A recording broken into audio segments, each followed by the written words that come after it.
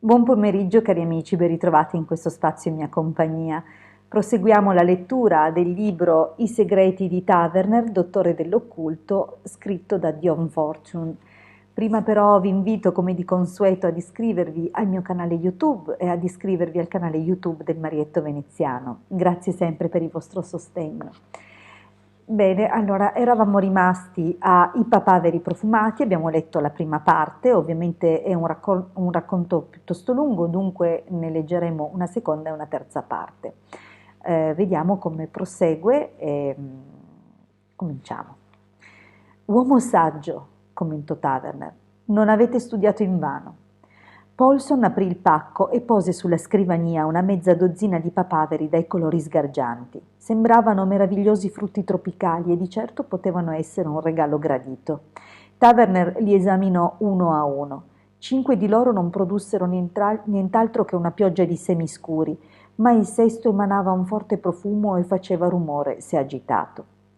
Questo papavero, disse Taverner, sta per avere un incidente, e lo colpì con un fermacarte.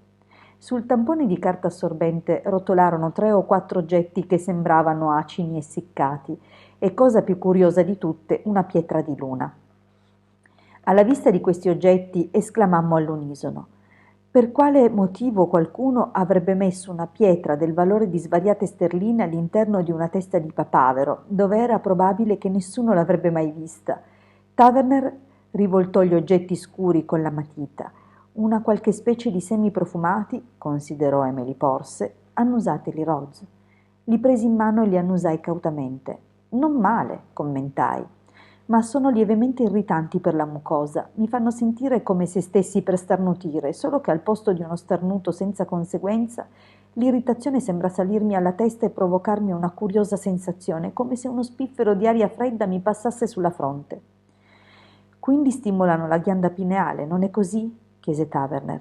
Mi sembra di scorgere un metodo nella follia di questo signore. Adesso prendete la pietra di luna nell'altra mano, continuate ad annusare i semi. Guardate la pietra e ditemi quali pensieri vi vengono in mente, come se foste in psicanalisi.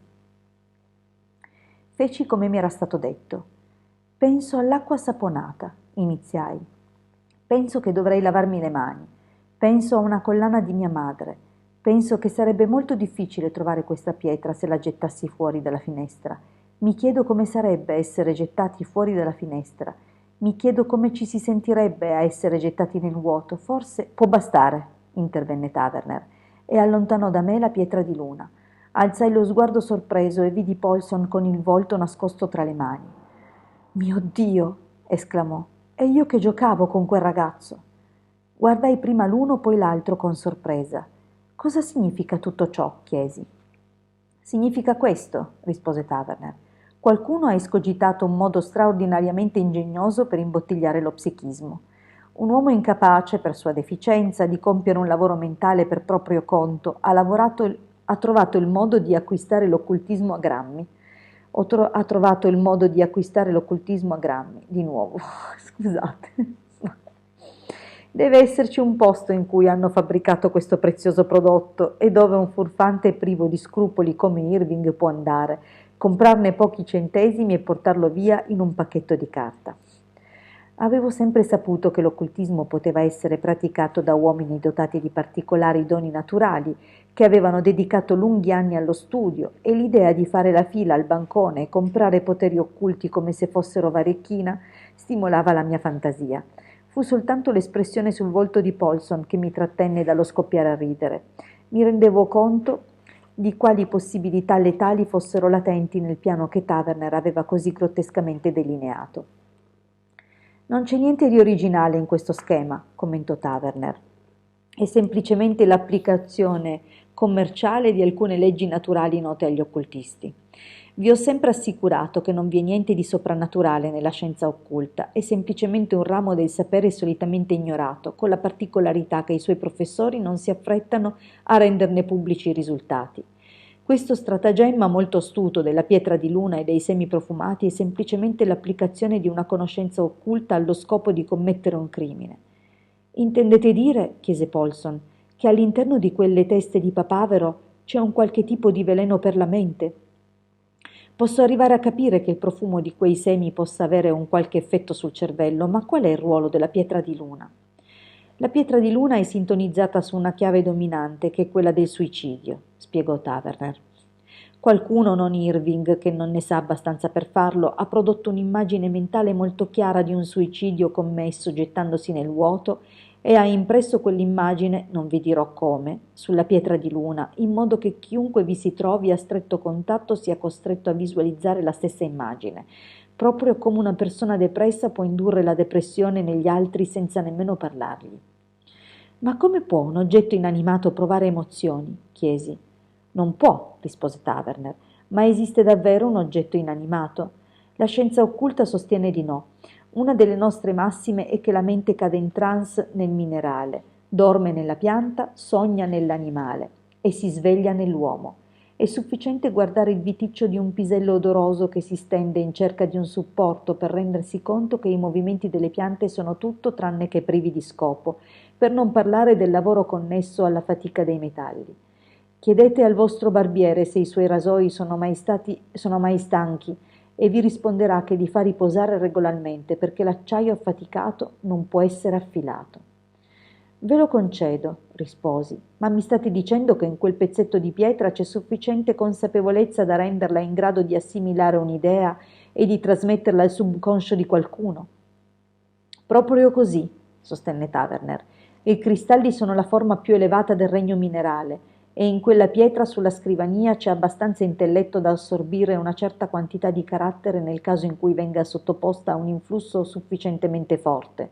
Pensate alla storia del diamante Hope e di altre famose pietre preziose di cui ben sanno i collezionisti. È proprio questo sviluppo delle capacità mentali dei cristalli che viene sfruttato nella creazione di talismani e amuleti ed è il motivo per cui le pietre preziose e subito dopo i metalli preziosi vengono utilizzati da tempo immemorabile. Questa pietra di luna non è altro che un amuleto del male. Taverner, chiesi sorpreso, non mi starete dicendo che credete negli incantesimi? Certamente, voi no?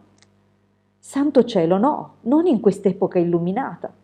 Mio caro ragazzo, se vi trovate di fronte a una credenza universalmente riconosciuta nell'arco dei secoli da razze che non hanno mai avuto alcun contatto tra di loro, potete stare ben sicuro che deve esserci qualcosa di vero. Allora, per dire le cose come stanno, intervenne Paulson, che fino a quel momento aveva fissato Taverner in silenzio, siete dell'idea che qualcuno abbia insegnato a questa pietra di luna a indurre una suggestione ipnotica? Esatto, rispose Taverner, nello stesso modo in cui certi accordi di un pianoforte fanno vibrare per simpatia le corde di un altro piano. E come farebbe la pietra di luna a servirsi dell'ipnosi? Chiesi, e me ne dispiace, non senza malizia. Ah, ha bisogno di un aiuto per farlo, rispose Taverner. Ed ecco dove entrano in gioco quei semi profumati. Sarebbe difficile scogitare uno stratagemma più diabolicamente ingegnoso.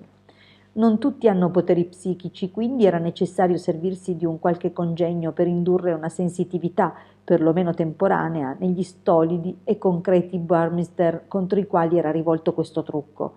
Come ammetterete anche voi, Roz, esistono alcune droghe in grado di alterare lo stato della coscienza, per alcuni l'alcol, per altri il cloroformio.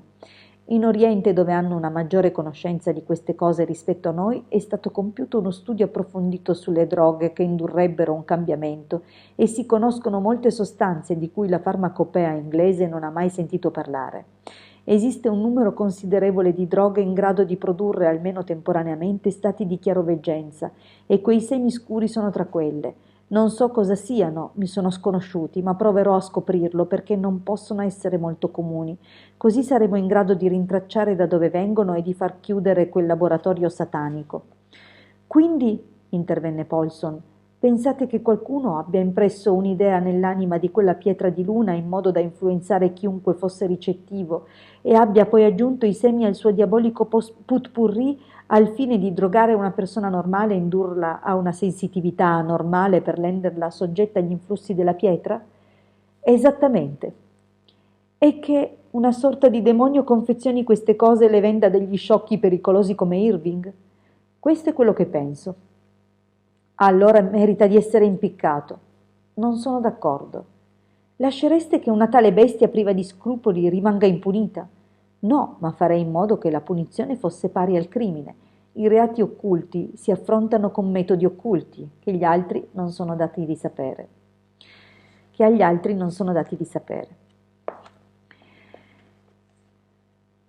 Non ci avete messo molto a liquidare questo caso, osservai non appena Paulson se ne fu andato, prodigo di ringraziamenti. Se pensate che questa sia la fine, rispose il mio collega, vi sbagliate di grosso. Irving sicuramente ci riproverà e altrettanto sicuramente non lascerò che la cosa finisca così. Andare dalla polizia servirebbe solo a essere trattato male, lo avvisai.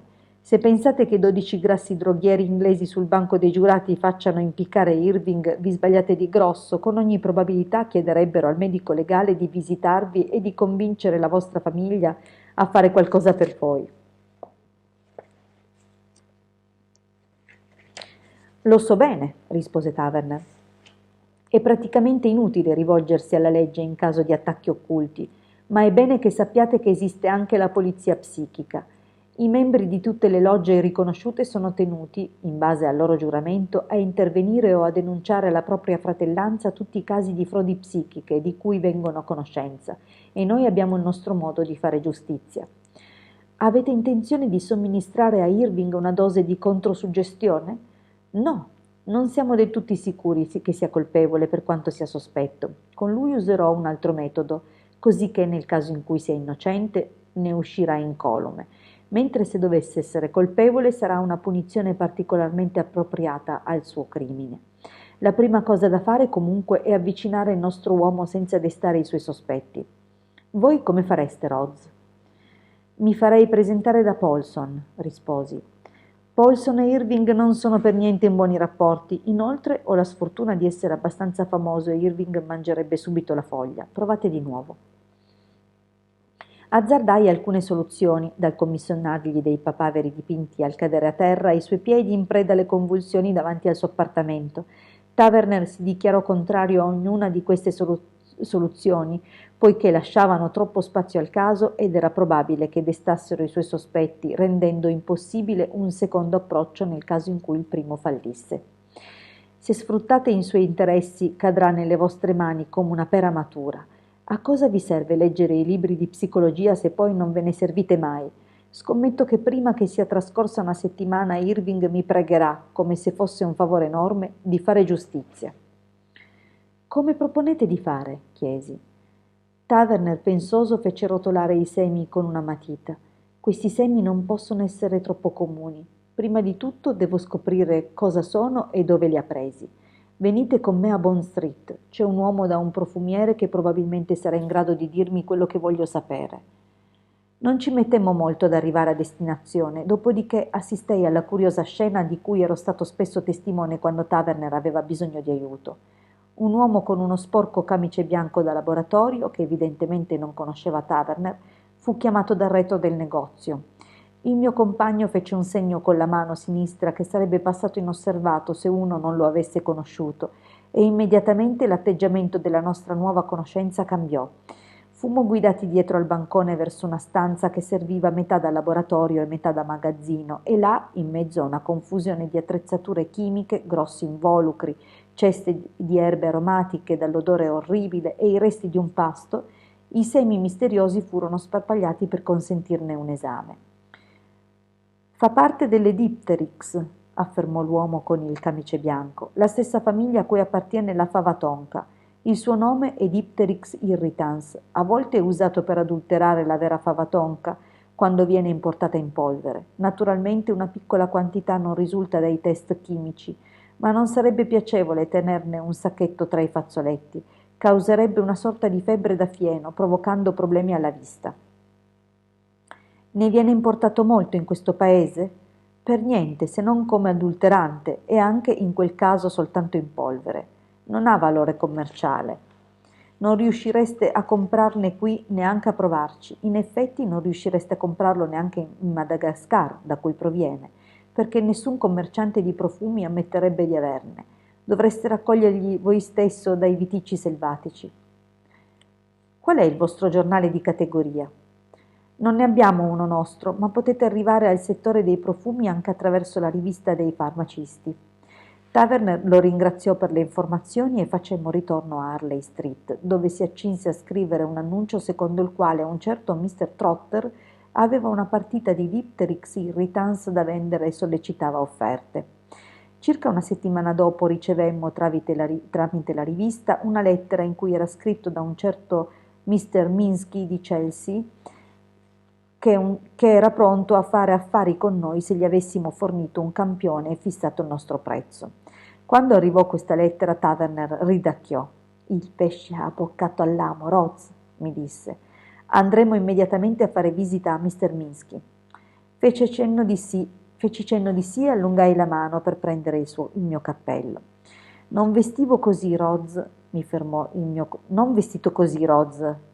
mio collega. Mr. Minsky chiuderebbe subito bottega se vedesse avvicinarsi un cappello a cilindro. Vediamo cosa riesco a trovare nel mio beauty case. Benissimo, ho letto così tanto che a momenti non riuscivo a distinguere più le righe. Vi ringrazio tantissimo per aver ascoltato fino qui e domani o comunque alla prossima occasione continueremo con la lettura di questo racconto che concluderemo appunto al prossimo appuntamento. Grazie per aver ascoltato fino qui, mi raccomando, se ancora non l'avete fatto iscrivetevi al mio canale YouTube e se ancora non l'avete fatto iscrivetevi al canale YouTube del Marietto Veneziano. A presto e grazie sempre per la vostra compagnia.